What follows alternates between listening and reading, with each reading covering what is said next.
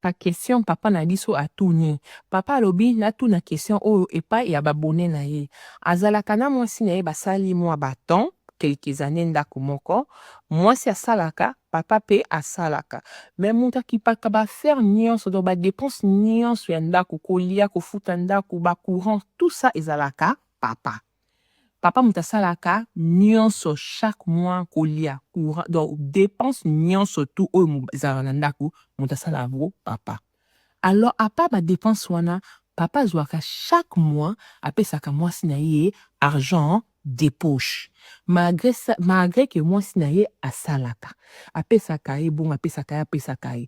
Mais papa komi komona ngo kilo et komi ko peser azo koka lisusu te alobi boy. Akiparadea ba dépense ndako. Mwasi na ye pe asalaka, aza femme indépendante, ezati kapana na ndako. Est-ce que afutaka ba facture, asomaka biloko kolia, apesaka ye susu argent de poche. Ye almoni akati argent de poche wana po eza ko peser mingi azo koka lisusu te. Yango wana aye kotuna bino bandeko nanga. Abi ese ndenge akati argent de poche ya mwasi na ye asali mabe. Mais aza nango te eza ko peser mwasi na ye asalaka.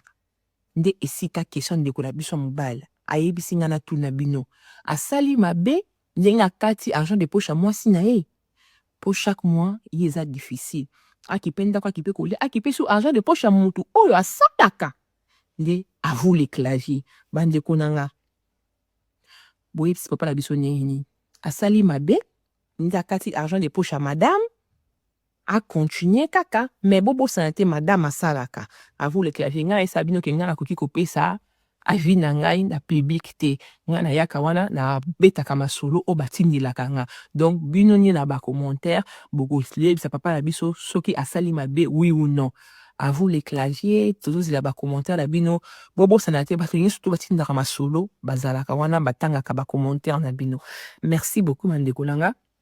Bon liker, bon partager, bon commenter. Bisous.